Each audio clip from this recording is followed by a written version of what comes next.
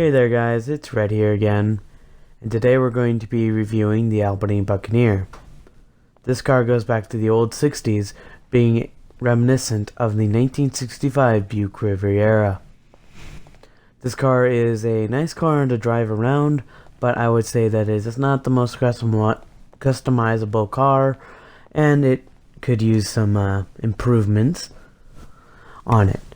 This car goes for, I believe, $16,000 on Benny's website, and that means it can become a lowrider, but that costs $400,000, and that's a nope for me. So here we are going down to LS, and you can already see that this thing has a decent amount of speed in it.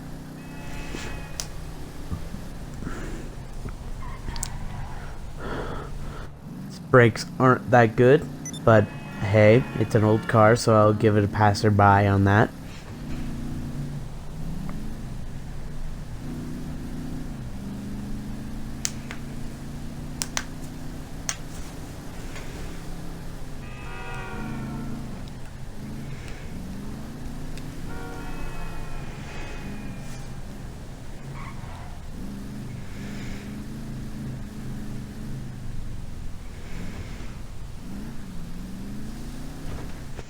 Okay, so here we are at LS Customs. Sorry for that little silence there.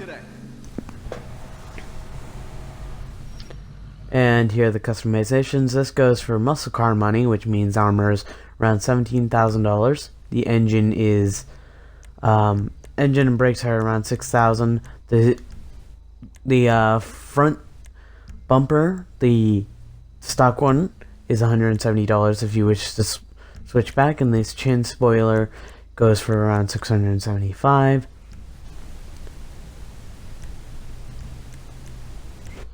The standard grille is $270, and the custom is $1,725 or $625. I do not know. $625 without a 1 in front of it.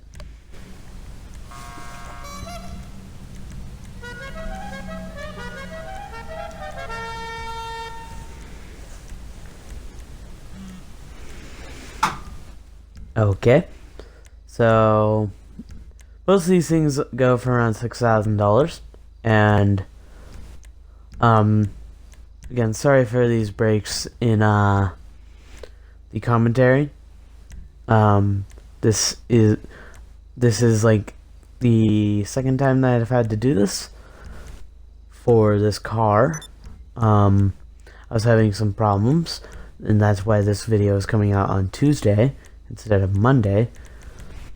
But from now on, if this video actually does come up, we will be doing this daily. The reason I say if it does go up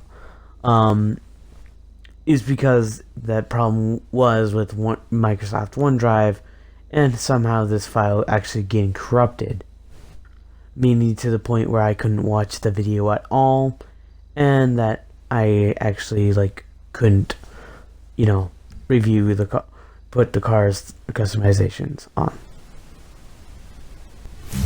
So yeah, most of that went for $6,000, and now we're at the raise, which again, yeah, okay, so pretty slow start, but I think this car gets around the 200, not 200, oh my gosh, I'm sorry about that, 234, which would make it the third fastest car that we've tested so far. By the way, for a recap, the Stallion is our current leader at 212. The Dukes is our close second, being 12 seconds behind the Stallion at 224, and the Buccaneer here will eventually end up being 10 seconds behind the third. Be 10 seconds behind in third at 234.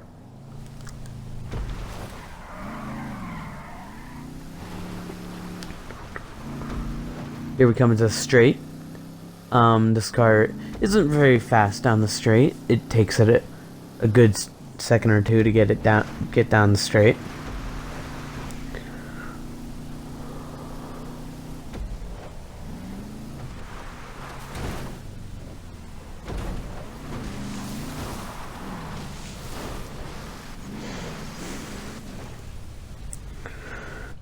Yes, and here's our off-roading segment.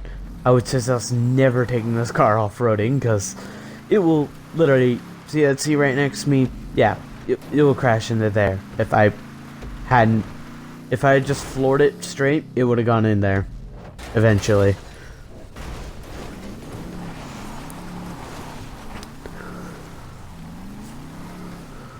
So here we are come to the end of the race. And this car will have to get over the ramp. So let's see if I can get there without crashing into something.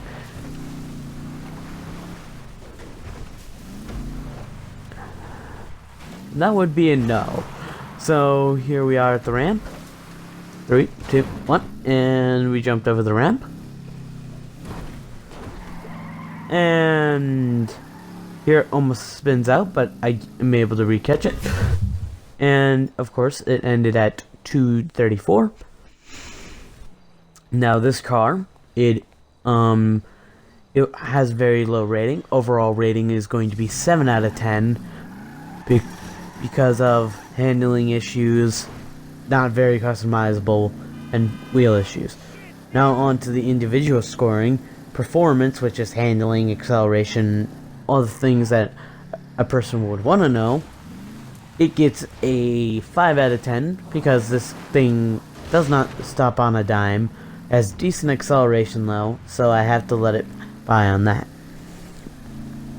Customizability is 3 out of 10, deeming it has minimum upgrades of just that little chin spoiler on the front bumper. And my personal rating would have to be a